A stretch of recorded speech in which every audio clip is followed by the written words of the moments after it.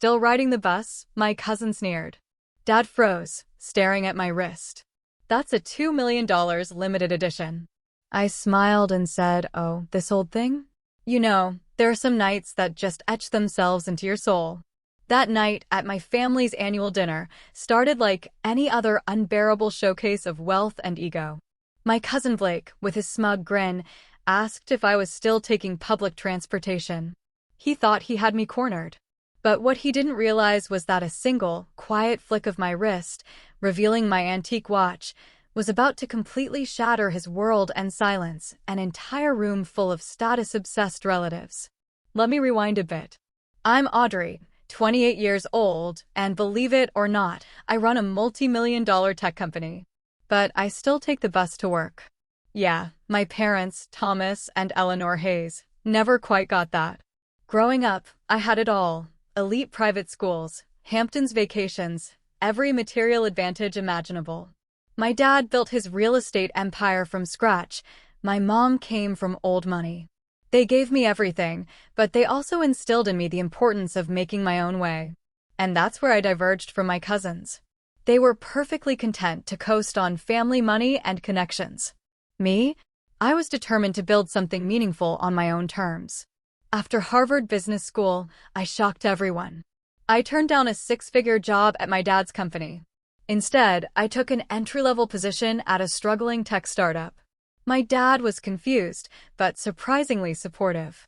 My mom, on the other hand, was devastated, convinced I was throwing away my potential. And my cousins? Blake, especially, thought I'd lost my mind. You could be driving a Porsche by next year working for Uncle Thomas, he'd sneer. Instead, you'll be making coffee for some nerds who'll probably go bankrupt in 6 months. I just smiled. There are more important things in life than driving a Porsche, Blake. He looked at me like I'd just spoken an alien language. But the startup? It was everything I'd hoped for. Fast-paced, innovative, filled with brilliant minds. I thrived there, quickly becoming a product manager. And that's where I met Gerald Clean. Gerald was a 65-year-old veteran entrepreneur, our company advisor. He became the mentor I desperately needed. My dad taught me business theory. Gerald showed me its practical application in the tech world. He was brilliant, kind, and completely unimpressed by status symbols. This man had founded 3 unicorn startups, was revered in Silicon Valley, yet he drove a 10-year-old Toyota and wore the same 3 sweaters in rotation. He lived in a modest home. True wealth is invisible, Audrey, he told me once. The moment you need to show people how successful you are, you've already failed at understanding what success means. I absorbed his philosophy like a sponge. 2 years later, our startup was acquired by a tech giant. I used my buyout money to found my own company, Klein Dynamics, naming it in Gerald's honor. He was so touched. He became my first investor and board member. Those first 2 years were brutal. I worked 18-hour days, lived in a tiny studio, and poured every cent back into the company. I was developing a platform to help small businesses compete with corporate giants through data analysis. The potential was huge, but the early days were filled with setbacks, failed pitches, and dwindling resources. Through it all, Gerald stood by me. When other investors got nervous, he remained calm. When I doubted myself, he reminded me of my vision. And when I was ready to give up, he'd show up in my apartment with takeout and stories about his own early failures. On my 27th birthday, after a particularly difficult but promising quarter, Gerald presented me with a small box. This has been with me through 3 companies, 2 market crashes, and 1 very public failure, he said. Now it should be with you. Inside was his watch. It wasn't flashy or obviously expensive, but it was elegant in its simplicity, a Gerald Clean original from a limited collection he designed as a side project before he became known for tech. I recognized it immediately from articles, but I had no idea of its true value. Gerald, I can't accept this. I protested. This is worth more than my company. He just laughed. Right now, perhaps, but not for long. He fastened it around my wrist. Promise me you'll wear it when you need to remember your worth, not what others think you are worth. 3 months later, Gerald passed away unexpectedly from a heart attack. I was devastated. The watch became my most treasured possession, not for its monetary value, but because it connected me to him. I wore it every day as I navigated the company's growth phase without his guidance. In the years since his death, Klein Dynamics had exploded. We secured major clients, expanded to 3 international offices, and were featured in every major tech publication. I was named to the Forbes 30 Under 30 list, and acquisition offers started pouring in. Through it all, I maintained Gerald's philosophy of understated success. I still lived in my modest 1-bedroom apartment. I still took public transportation. And I still avoided the spotlight whenever possible. My extended family remained blissfully unaware of my true success. They knew I'd started a company, but I never discussed its growth at gatherings, preferring to let my cousins boast about their latest purchases.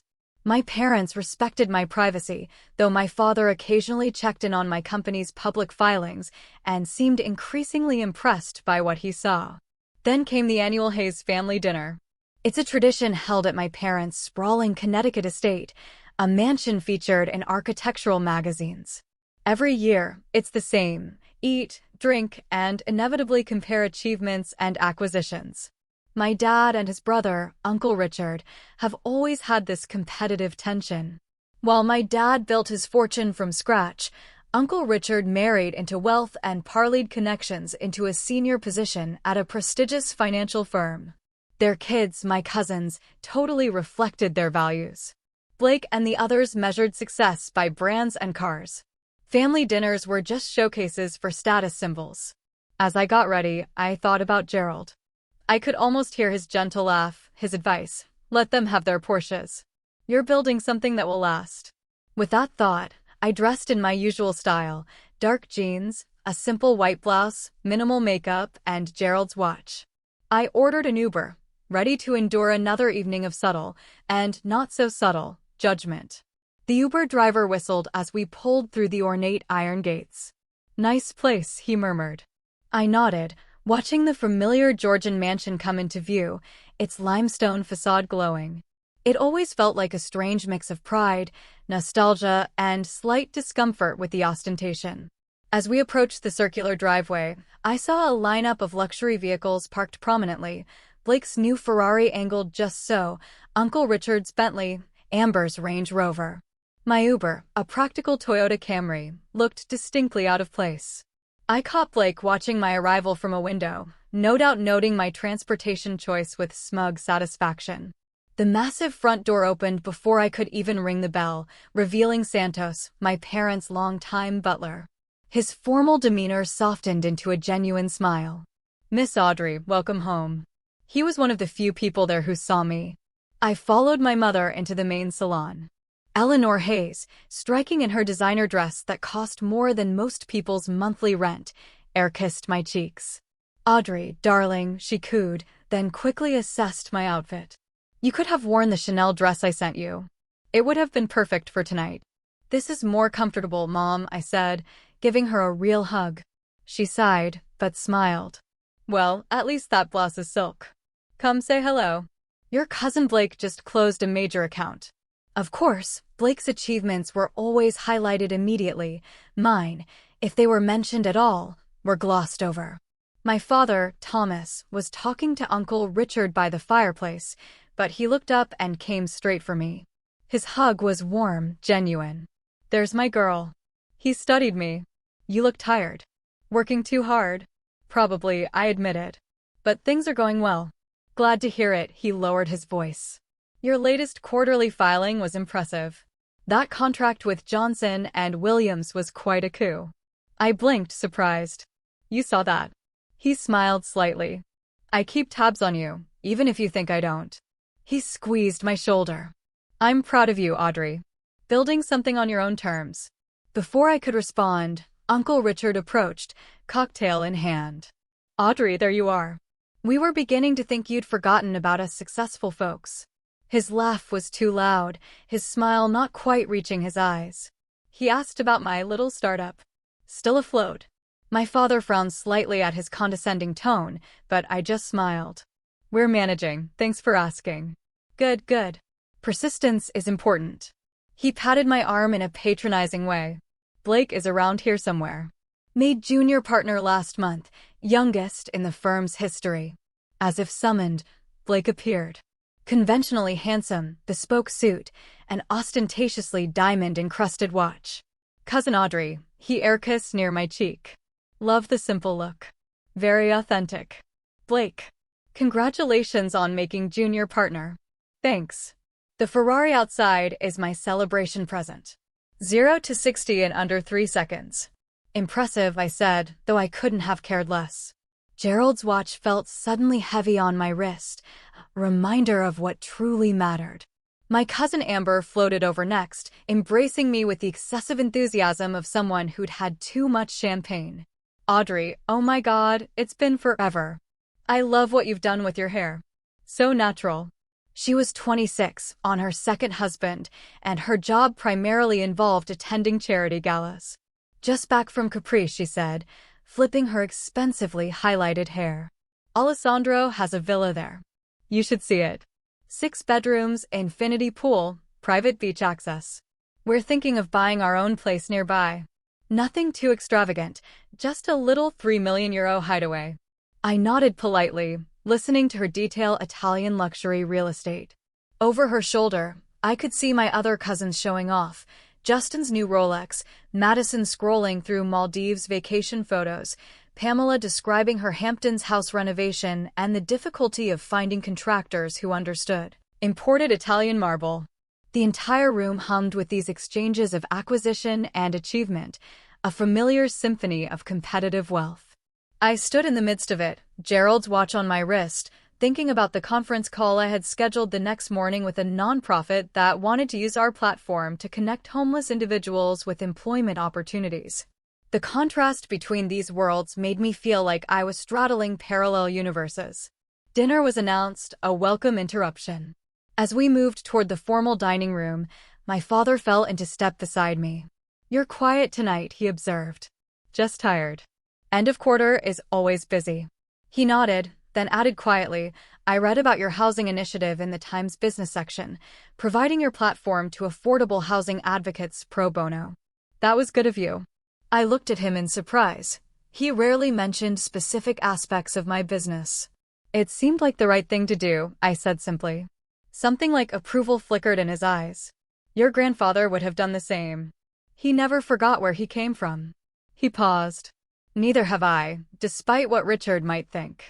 We entered the dining room. Crystal, silver, fine china. My name card placed me between Blake and Madison.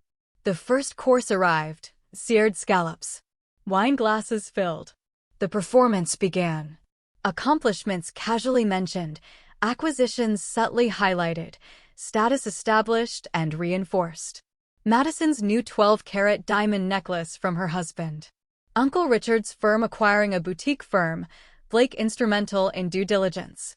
Justin's new position at Goldman, flying to Riyadh on the company jet. I ate quietly, responding only to direct questions, staying on the periphery. But Blake, of course, was determined to draw me in. So, Audrey, he said, swirling his expensive Bordeaux. How's the entrepreneurial life treating you?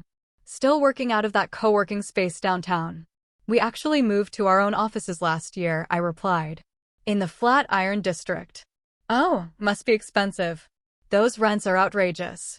I nodded noncommittally. It works for us.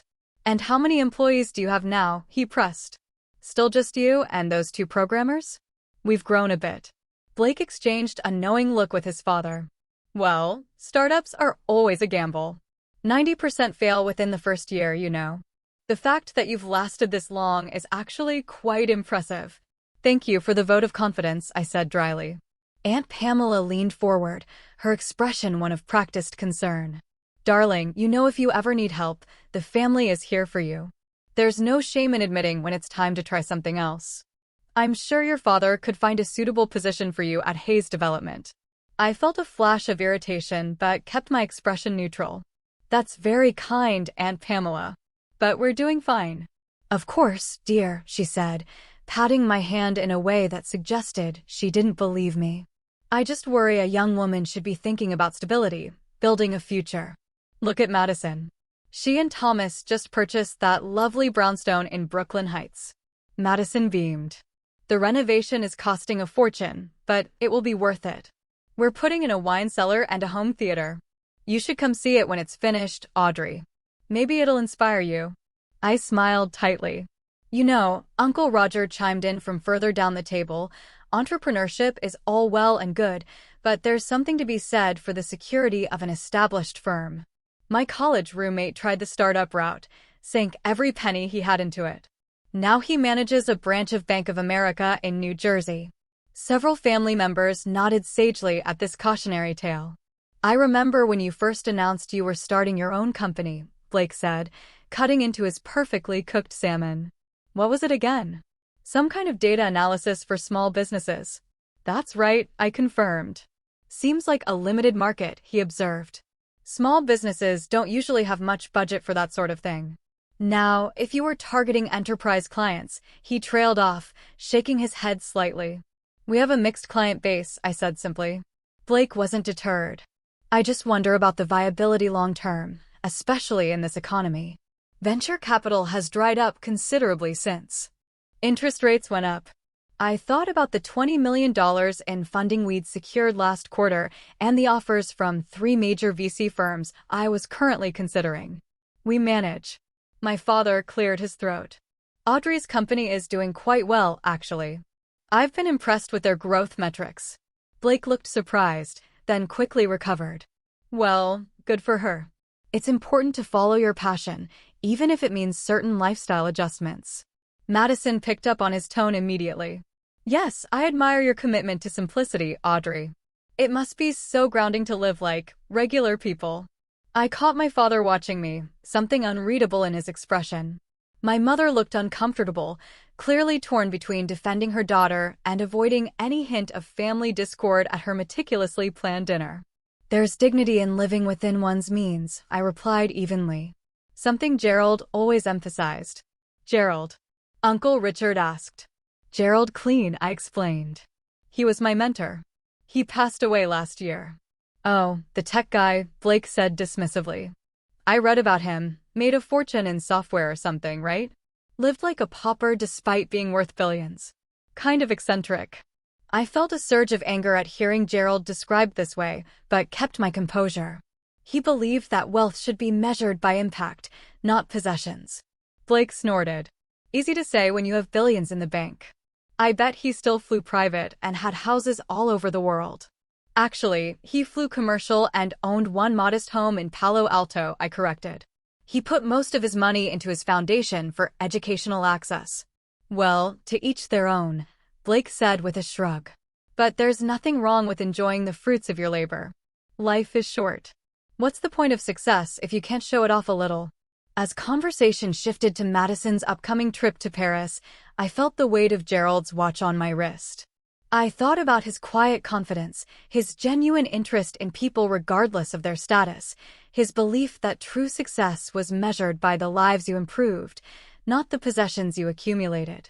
The contrast between his values and those being expressed around this table couldn't have been starker. My reverie was interrupted by my cousin Amber, who was describing her new Mercedes in loving detail. The interior is completely customized. Took 3 months to get exactly right. But when you're driving through the Hamptons, it's worth it to make the right impression. Blake nodded in agreement. Image is everything in our world. The right car, the right address, the right connections. It all signals your place in the hierarchy. He turned to me with a smile that didn't reach his eyes. Speaking of which, Audrey, I noticed you arrived by Uber today. Still taking the bus around the city too? The table fell momentarily silent. All eyes turned toward me. The question hung in the air, its condescension unmistakable. I saw my mother's embarrassed expression, my aunt's poorly concealed pity, my uncle's smug satisfaction at his son's pointed query. But it was my father's reaction that surprised me. His attention had shifted from Blake's face to my wrist, where Gerald's watch was partially visible beneath the cuff of my blouse. His eyes widened slightly, his fork pausing halfway to his mouth. He was staring at the watch with an expression of stunned recognition. Blake, misinterpreting my father's reaction as embarrassment on my behalf, pressed his advantage. I mean, there's frugality and then there's unnecessary suffering. Public transportation in New York can be so unpredictable, not to mention the types of people you encounter. I opened my mouth to respond, but at that moment, my father found his voice. "Is that what I think it is?" he asked, his voice cutting through Blake's commentary. He was still staring at my wrist with an intensity that drew everyone's attention. I glanced down at Gerald's watch, suddenly self-conscious. "What do you mean?" "Your watch," he said, setting down his fork deliberately. "May I see it?" The table had gone silent. Blake looked confused by this unexpected interruption of his moment of triumph. I hesitated, then extended my arm across the table. My father leaned forward, examining the timepiece with growing amazement. "This is a Gerald Clean original," he said quietly. "From his limited first collection." Uncle Richard frowned. "The tech entrepreneur who died last year? He made watches." Before he entered the tech world, my father explained, still studying my watch. He was a horologist first. Created a small collection of handcrafted timepieces before founding his first company. Only 50 were ever made. He looked up at me, his expression a mix of shock and newfound respect. "How did you come to possess this?" All eyes were now on me. The dynamic of the table had completely shifted. Blake's earlier mockery hung awkwardly in the air. "Gerald gave it to me," I said simply. "Before he died. He was my mentor and an early investor in my company." My father sat back in his chair. "Do you have any idea what this is worth?" I nodded. "I know it's valuable, but that's not why I wear it." "That," my father said, addressing the entire table now, "is a $2 million watch. Possibly more, given its provenance and the fact that Clean's death has made his collection even more sought after." A collective gasp went around the table. Blake's mouth literally fell open. Madison dropped her fork with a clatter. Aunt Pamela started coughing on her wine. "Oh, this old thing?" I said with a casual shrug, pulling my sleeve back slightly to better display the watch. "I wear it every day." Gerald insisted that beautiful things should be used, not stored away. My father was shaking his head in amazement. "The craftsmanship is extraordinary. Each one was entirely handmade by Clean himself. The movement is based on a revolutionary design of his own creation. Collectors have been searching for these for years. Most are in private collections or museums." Uncle Richard was staring at the watch with new interest. $2 million on your wrist. You should have that insured, Audrey." "It is," I assured him. "Gerald took care of that. When he gave it to me, he said it was the first thing he ever created that truly mattered to him." Blake had recovered enough to join the conversation, his tone completely transformed. "I had no idea you were close to Gerald Clean. He was a legend in the industry." "He was more than that," I said quietly. "He was a friend. He believed in what I was building when few others did." "Which was what, exactly?" Uncle Richard asked, his earlier dismissiveness replaced by genuine curiosity. "You've always been rather vague about your company." I took a sip of water, considering how much to reveal. Gerald had always advised strategic transparency. Perhaps it was time. "We developed a proprietary algorithm that helps businesses optimize their operations through predictive analytics," I explained. "We started with small businesses because they were underserved in this space, but we've expanded significantly. We now work with several Fortune 500 companies, 3 major healthcare systems, and the federal government." My mother blinked in surprise. "The federal government? You never mentioned that." "The contract was finalized last month," I said. "We'll be implementing our platform across multiple agencies over the next year. It's our largest deal to date." "How large?" Blake asked, unable to contain himself. I met his gaze. Directly. $900 million over 5 years. Another stunned silence fell over the table. My father was looking at me with open pride now. My mother appeared completely bewildered. "But you still live in that tiny apartment in the city," she said, confusion evident in her voice. "And you take the bus?" I smiled. "I like my apartment. It's close to our offices, and I can walk to my favorite coffee shop. As for public transportation, it's efficient and better for the environment." Gerald took the bus every day of his life, even after he became a billionaire. "A true Clean disciple," my father murmured, looking at me with new understanding. Blake was struggling to reconcile this new information with his previous perception of me. So, your company, it's successful then? I nodded. Very. We're currently valued at 1.8 billion after our last funding round. I maintain majority ownership. Uncle Richard choked on his drink. Aunt Pamela's eyes widened to an almost comical degree. Madison was furiously typing something into her phone, probably searching for information about my company. You're a billionaire? Blake asked incredulously. On paper, potentially, I clarified. Most of my net worth is tied to the company's valuation. I take a reasonable salary and live accordingly. But why keep it a secret? Amber asked, genuinely perplexed. If I had that kind of success, everyone would know about it. I thought about Gerald and his quiet confidence, his disinterest in impressing others. Because true success isn't measured by what others think of you, but by the impact you create and the problems you solve. Our platform has helped thousands of small businesses survive and thrive. It has optimized healthcare delivery in underserved communities. That matters more than the valuation. My father was nodding slowly. Clean's philosophy. Focus on the work, not the rewards. I always admired that about him. Exactly, I agreed. And he lived that philosophy every day.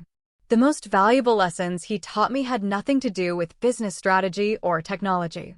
They were about integrity, purpose, and the responsibility that comes with success. Blake, who had been unusually subdued, finally spoke up. So the watch, it must have incredible sentimental value beyond its price. It is priceless to me, I confirmed. Gerald wore it while building $3 billion companies. He said it kept him grounded, reminded him of the craftsmanship and patience required to create something of lasting value. And now you wear it while building your own empire, my father observed with a small smile. I shook my head. Not an empire. A solution.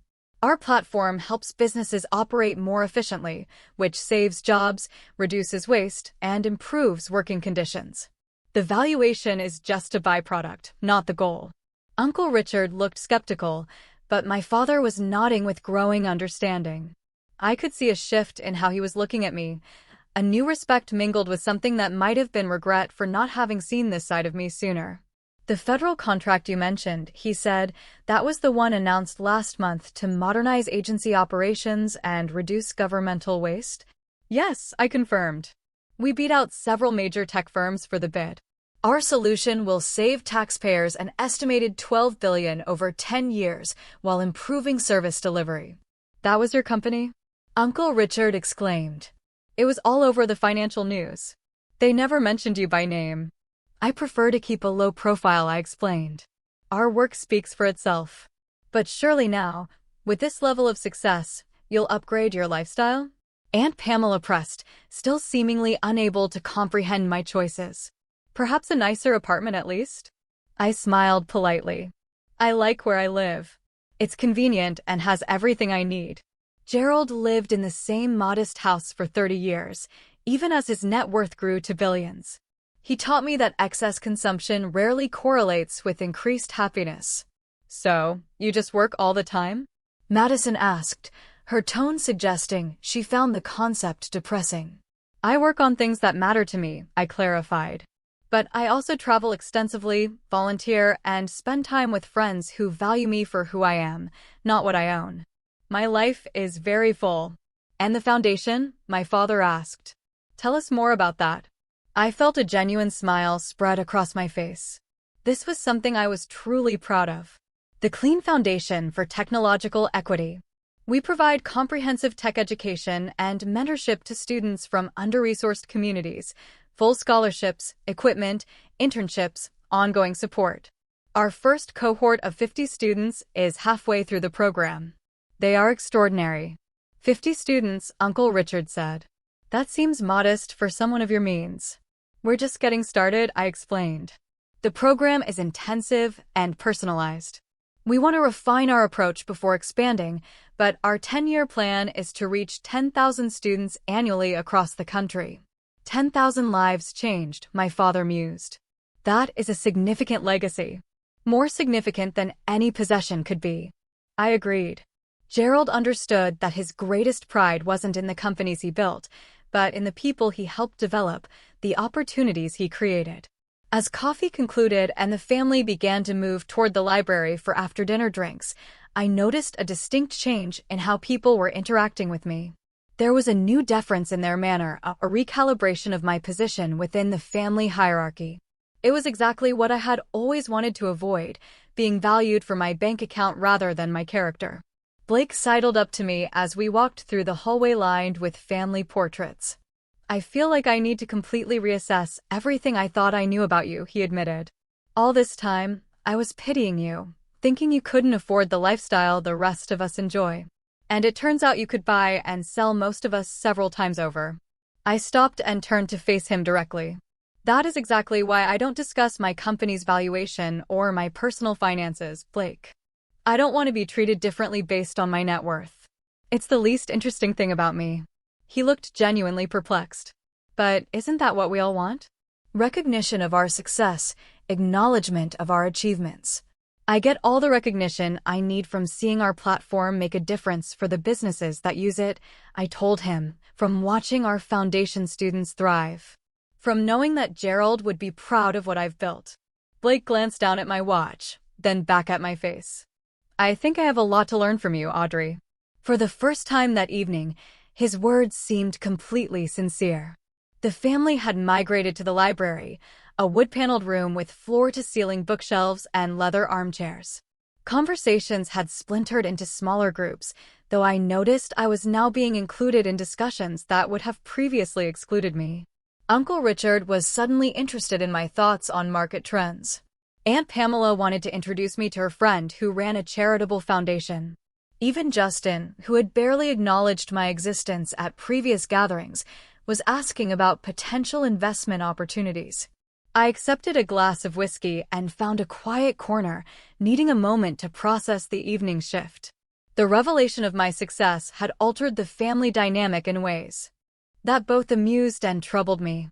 I was the same person I had been when I arrived by Uber hours earlier. Yet, I was now being treated entirely differently. "Quite a performance," my father said, appearing beside me with his own drink in hand. "Mind if I join you?" I gestured to the empty chair. "Please do." He settled in, taking a thoughtful sip of his scotch. "You know, I always respected your desire for privacy, for making your own way. But I had no idea you were keeping quite this much under wraps. Would it have made a difference if you had known?" I asked. He considered this. "I've always been proud of you, Audrey. But I might have run interference with the rest of the family a bit more effectively, spared you some of the condescension." "I can handle condescension," I assured him. "It's the sudden shift in treatment, now that they know about the company valuation, that bothers me more." My father nodded, understanding immediately. The curse of wealth. People see the money, not the person. It's why I've always been suspicious of new friends who appear after business deals are announced. Gerald had the same problem. He told me once that he could count on one hand the number of people who truly knew him, not his net worth. He sounds like a remarkable mentor. My father swirled his drink thoughtfully. I wish I had taken the time to know him better. We met at conferences occasionally, but never had a real conversation. "You would have liked him," I said. "He was brilliant, but unpretentious. Completely authentic." Like his protege, my father observed with a small smile. "You know, watching you tonight, I saw so much of myself at your age. The determination to build something meaningful, to be judged on merit rather than background." This surprised me. My father had always seemed comfortable with his wealth, with the privilege it afforded. "Really? But you embrace all of this." I gestured around at the opulent room. He chuckled. "Your mother embraces it. I tolerate it because it makes her happy. But between us, I'd be perfectly content in a place a quarter this size." He leaned closer. "Why do you think I spend so much time at the office or the fishing cabin in Vermont?" All this, he waved his hand, it was never what motivated me. "I had no idea," I admitted. "We have that in common, it seems. The ability to keep our true selves somewhat hidden." He took another sip of his drink. "Though perhaps we've both been too good at it. I should have seen what you were building. Should have recognized your achievement sooner." "You saw enough," I assured him. "You checked those quarterly filings, apparently." He smiled. Professional curiosity at first, then genuine admiration as I realized what you were accomplishing. But I respected your privacy, your desire to stand on your own merits. I didn't want to intrude. I appreciated that, I said, honestly. It meant everything to build this on my own terms. My father's expression grew serious. The watch, it really was Clean's personal timepiece? I nodded, extending my wrist so he could see it again in the warm light of the library. He gave it to me on my 27th birthday. Said it had been with him through everything, and now it should be with me. My father studied it with expert eyes. The craftsmanship is extraordinary. I had heard rumors about his collection, but few have ever been photographed or documented. Most were given to close friends or family, never sold. He made this one himself from scratch, I told him. Spent 2 years perfecting the movement while launching his first tech company. He said it taught him patience and precision, values that served him well. Clearly, my father looked from the watch to me. And now they serve you. Our conversation was interrupted as Blake approached, his demeanor noticeably humbler than earlier in the evening. Excuse me, Uncle Thomas. Could I borrow Audrey for a moment? My father looked to me. I nodded, and he stood. Of course. I should check on your mother anyway. She's probably already planning how to redecorate your childhood bedroom now that she knows you can afford priceless art. He winked at me before walking away. Blake took the vacated seat, his usual confidence subdued. I wanted to apologize properly, Audrey. My behavior tonight, and frankly at every family gathering for years, has been inexcusable. I studied him, trying to determine his sincerity. Apology accepted, I said, but I'm curious. What exactly are you apologizing for? He looked taken aback. For treating you like you're less successful, less accomplished than me. For the comments about the bus, your lifestyle choices, all of it. And if my company was worth $10,000 instead of nearly $2 billion, I asked mildly, would you still be apologizing? Blake had the grace to look embarrassed. That's a fair question. It's the only question that matters, I pointed out. Because if you're only sorry because you discovered I'm wealthier than you imagined, then you've missed the entire point. He was quiet for a moment, genuinely reflecting on my words. You're right, he finally admitted. I've been measuring success, measuring people, by all the wrong metrics. It's how I was raised, but that's no excuse. It's never too late to reevaluate your values, I told him, my tone softening. Gerald was 40 before he had his epiphany about wealth and status. It completely transformed his approach to life and business. I'd like to hear more about him sometime, Blake said, about his philosophy. If you'd be willing to share. I'd like that, I said, somewhat surprised by his genuine interest. As Blake excused himself, my mother approached, looking slightly flustered. Audrey, darling, I feel absolutely terrible about all the little comments I've made over the years about your apartment, your clothes, your lifestyle choices. She sat down beside me, taking my hands in hers. Mom, I interrupted gently, that's exactly why I didn't tell you. I wanted you to accept my choices for what they were, not because they came with a certain valuation. She looked confused. But surely you understand that we only want what's best for you, to see you living beneath your means when you could have everything you want. This is what I want, I assured her. A meaningful business that solves real problems. A foundation that creates opportunities for deserving students. A life focused on purpose rather than possessions. But you could have both, she insisted. Purpose and beautiful things. I touched Gerald's watch. I have both. This is the most beautiful thing I own, and I cherish it, not for its market value, but for what it represents. The same is true of my company, my foundation, my relationships. My mother sighed, clearly still struggling to understand.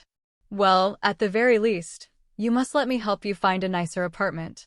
Something befitting your position. I couldn't help but laugh. Some things never change. I love you, Mom, just as you are, even when you're trying to redecorate my life. She smiled reluctantly. And I love you, even when you're stubbornly rejecting perfectly good Chanel dresses.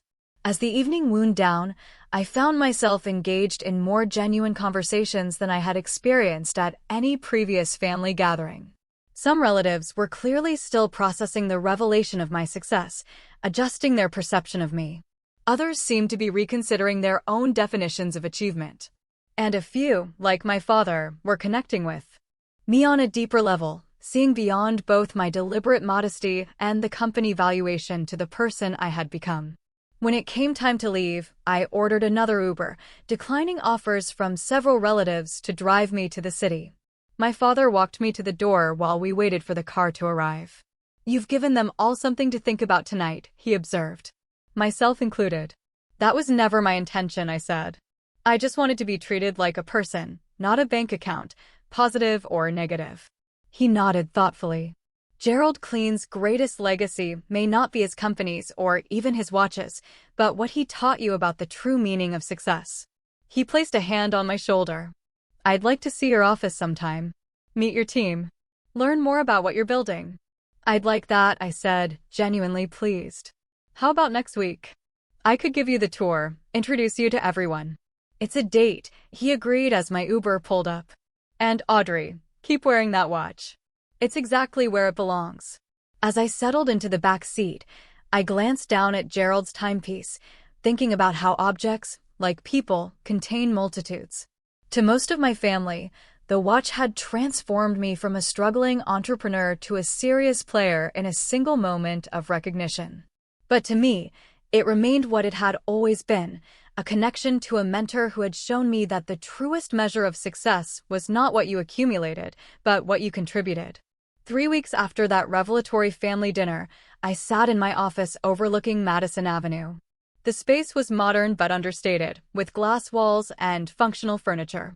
No expensive art adorned the walls, just enlarged photographs of our team members working with clients, visual reminders of the real people impacted by our technology. My father's visit had gone better than I could have hoped. He'd arrived early, taken the full tour, met with my executive team, and asked thoughtful questions about our technology and business model. I'd watched with pride as he engaged with our developers, showing genuine interest in their work and vision. By the end of the day, he was exchanging contact information with our CTO, making plans to introduce him to potential partners. "You've built something remarkable here," he'd told me as we stood looking out over the city from our rooftop deck. "Not just the technology or the business, but the culture. These people believe in what they're doing." "That was always the goal," I'd replied. "To create something meaningful, something that matters." Now, as I reviewed the final plans for our foundation's new headquarters, I reflected on how much had changed since that dinner. Not in my day-to-day life, which remained largely the same, but in my relationships with my family. My father and I spoke several times a week now, discussing business strategy, foundation initiatives, and occasionally the finer points of watch collecting, a shared interest we had discovered. My mother had finally accepted that I wouldn't be moving to a penthouse anytime soon, though she had managed to slip a few designer pieces into my wardrobe just for special occasions. Most surprising was the evolution in my relationship with Blake. True to his word, he had reached out to learn more about Gerald's philosophy. We had met for coffee several times, and I had been impressed by his genuine desire to reconsider his priorities. He had even begun volunteering with a local youth coding program, discovering a talent for teaching that surprised us both. The larger family dynamic had shifted as well. At a cousin's birthday celebration the previous weekend, I had noticed less emphasis on material acquisitions and more substantial conversations. Whether this change would last remained to be seen, but it was a promising start. My assistant knocked lightly on my door, interrupting my thoughts. "Your 2 o'clock is here. The high school student you mentioned." "Send her in," I said, standing to greet my visitor. Zoe entered my office nervously, a 16-year-old with bright eyes and a determined set to her shoulders. She had applied to our foundation's mentorship program with an impressive proposal for using data analytics to address food insecurity in urban neighborhoods. "Miss Hayes," she said, extending her hand formally. "Thank you so much for meeting with me." "Audrey, please," I corrected, gently gesturing for her to take a seat. "I was impressed by your application, Zoe. Your approach to mapping food deserts using multiple data points was innovative." She brightened visibly at the praise. "My family relies on food assistance programs, so I know firsthand how challenging access can be. I want to create solutions, not just identify problems." As she outlined her ideas, I was struck by her passion and clarity of purpose. She reminded me of myself at that age, though she faced economic barriers I had never experienced. This was exactly the kind of student Gerald had wanted to support, someone with the vision and drive to create meaningful change. How would you feel about being the first participant in our new direct mentorship program? I asked when she finished her presentation. You would work directly with our data science team one afternoon a week, developing your project with professional guidance. There's a stipend involved, of course. Her eyes widened. Are you serious? That would change everything for me. Completely serious, I assured her. Your idea has real potential. With the right support and resources, it could help thousands of families. As we discussed the details, I was conscious of Gerald's watch on my wrist, a tangible reminder of the responsibility that came with success. In helping Zoe develop her project, I was honoring his legacy in the most meaningful way possible, by creating opportunity for the next generation of problem solvers. After Zoe left, practically floating with excitement, I called my father to tell him about the new mentorship initiative. He listened with interest, then surprised me with his response. I'd like to contribute to the foundation, he said.